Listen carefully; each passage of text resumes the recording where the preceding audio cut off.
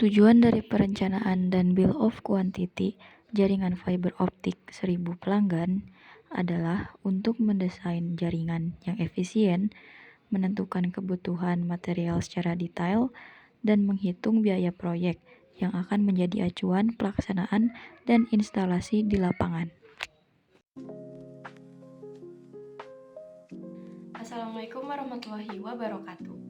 Saya Kanayari Valesa Diuhak dari kelas 11 TJAT 2. Di sini saya akan menjelaskan proyek yaitu MKK 4 tentang perencanaan dan perancangan jaringan FTTH dan Bill of Quantity.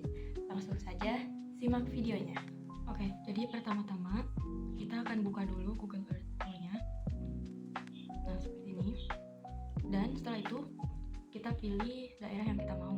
Di sini saya memilih daerah di Banten yaitu perumahan Citra Majaraya. Kita akan memulai dengan menambah folder baru dengan cara klik temporary place dan klik kanan, terus add dan klik folder.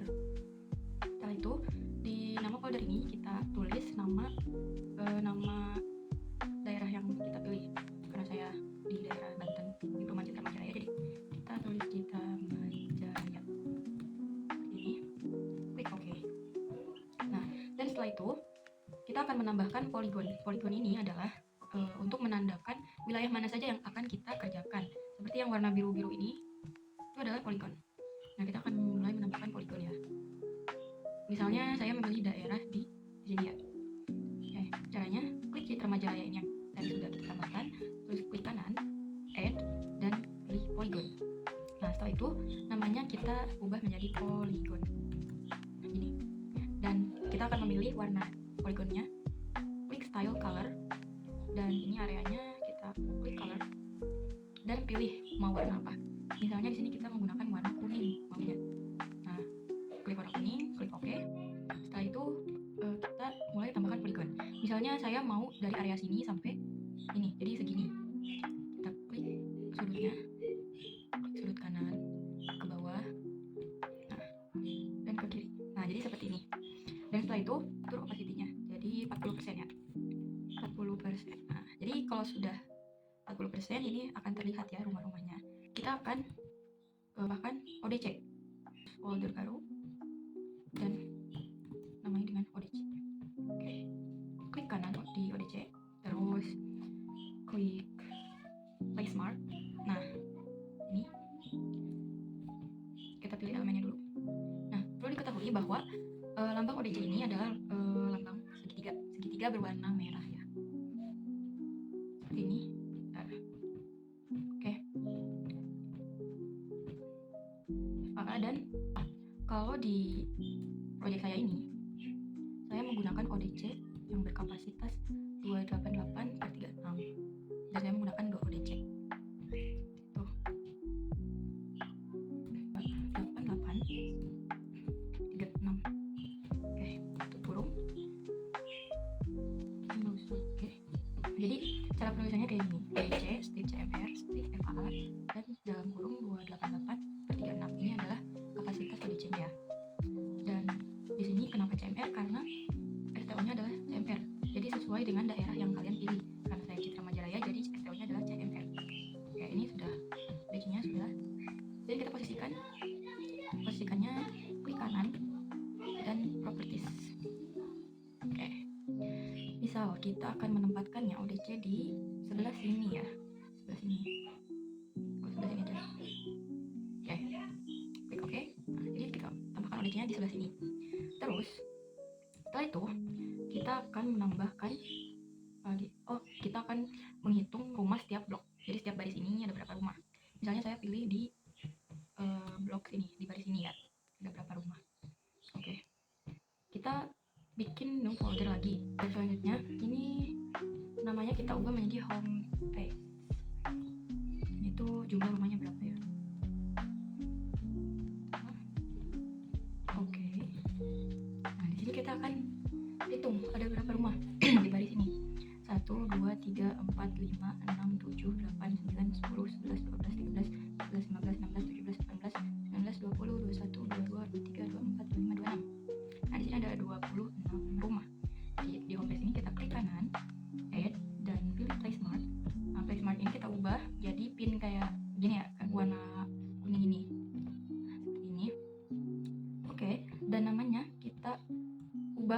tadi jumlah rumahnya ada 26 tadi kan. Nah, intinya seperti ini. Kita tempatkan placemarknya di tengah-tengah sini. Oke. Home base-nya segini dan seterusnya sampai ke bawah.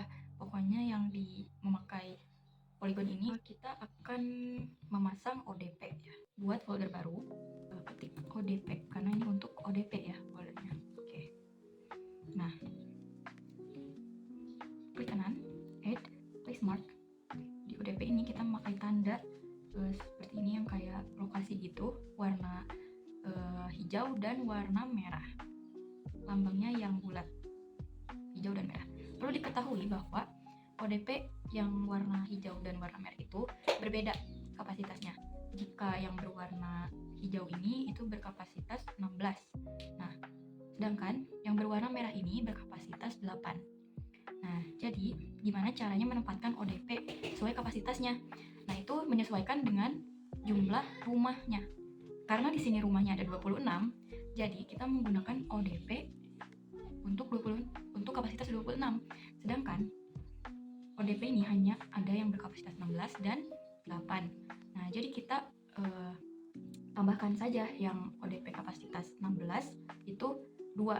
Jadi ODP yang berkapasitas 16 itu ada 2 ya. Nah, ini berarti kita memakai warna hijau karena kapasitasnya 16. ODP strip CMR strip FAA slide 001. Misalnya ini adalah ODP nomor 1 ya.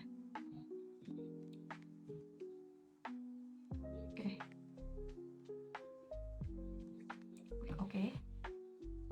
Kita tambahkan lagi add terus placemark ODP ini satu lagi di sini. Beri nama ODP strip CMR STO-nya strip FAA slide 002 berarti. Nah, kayak gini. Kenapa ini menjadi 2 ODP yang warna hijau? Karena ODP yang warna hijau ini 16 dan ini 16 tambah 16 sama dengan 32. Nah, untuk mencakup 26 rumah. Jadi kita menggunakan 2 ODP yang berkapasitas 16. Kalau misalnya 8 yang kapasitas 8 sama 8 ada ODP yang 8 ada 2 itu masih kurang ya. Selanjutnya kita akan menambahkan kabel. Nah, kita buat folder baru seperti tadi, klik kanan new folder. Kita namai dengan kabel. Kabel.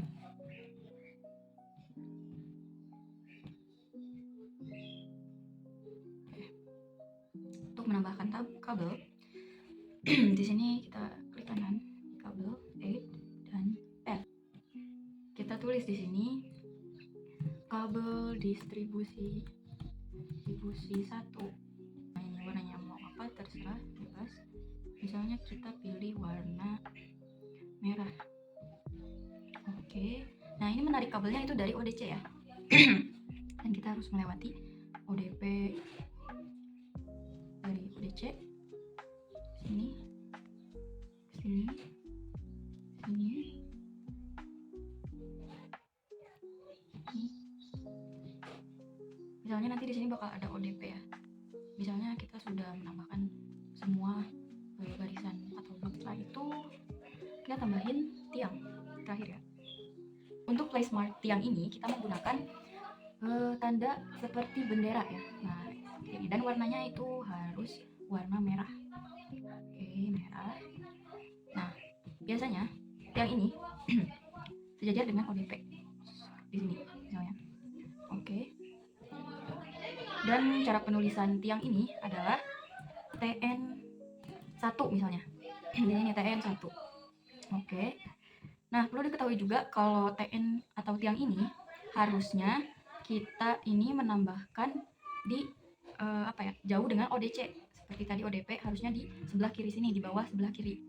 Harusnya sih seperti itu. Cuman untuk contoh kita menempatkannya di sini saja. Untuk tiang ini ada ukuran maksimalnya. Maksimalnya yaitu tiang per tiang adalah 50 meter ya. Oke, 50 meter maksimalnya. Jangan lupa map length-nya kita ubah menjadi satuannya meter. Di sini. Ini ada ruler di sini. Klik dan seperti ini tampilannya. Klik tiang. Oh, ke sini berapa gitu. Nah, ini 48. Selagi tidak melebihi 50 meter, tidak apa-apa ya. Ini 48 saja, 48 meter. asal tidak lebih dari 50 meter.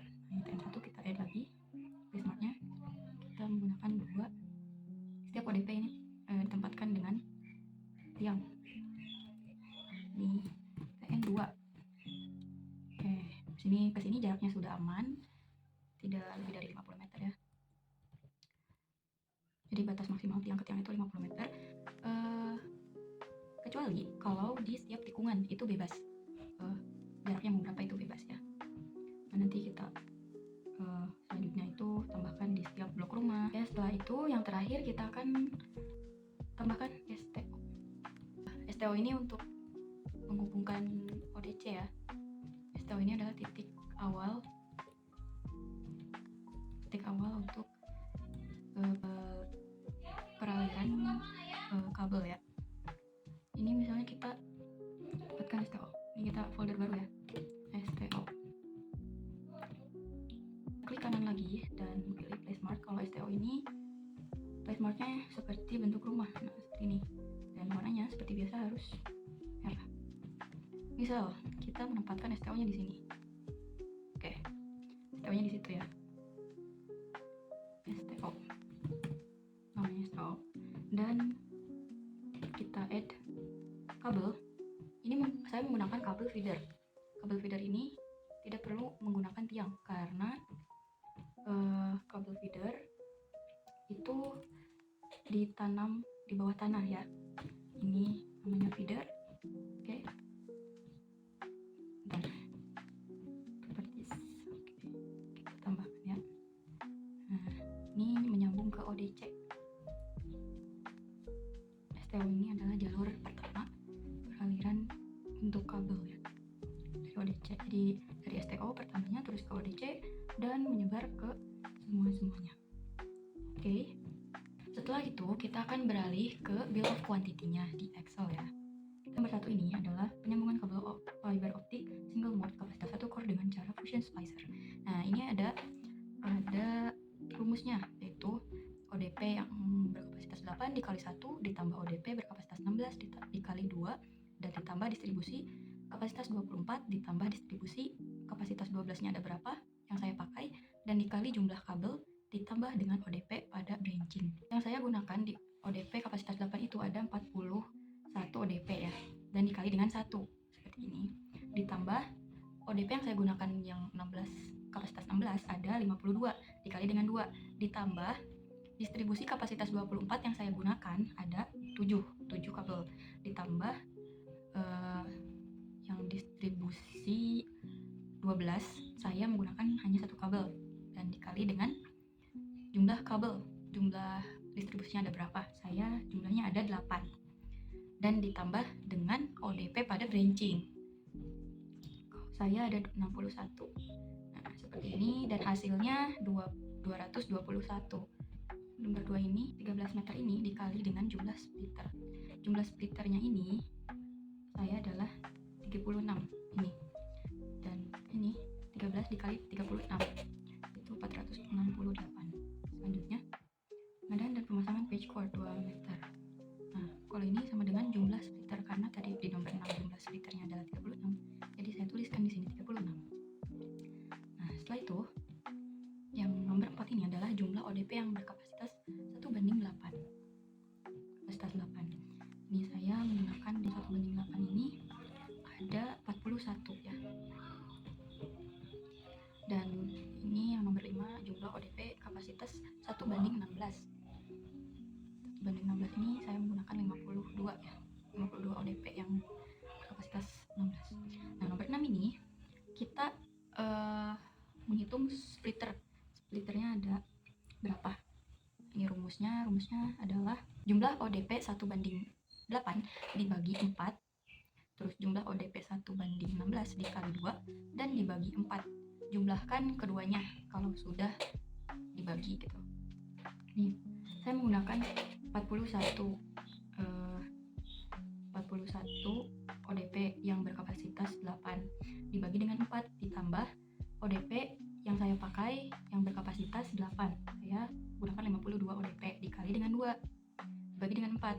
Nah, ini dijumlahkan jadinya 36. Nomor 7, Pemakaian dan pemasangan aksesoris tiang.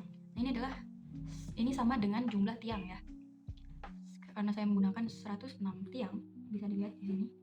Bisa dilihat dari sini, ini saya menyusun tiangnya berurutan ya, dari nomor 1 sampai yang terakhir. Nah, ini ada, bisa dilihat TN 106, berarti jumlahnya ada 106 tiang. Ini nomor 7 ini sama dengan jumlah tiang, yaitu 106.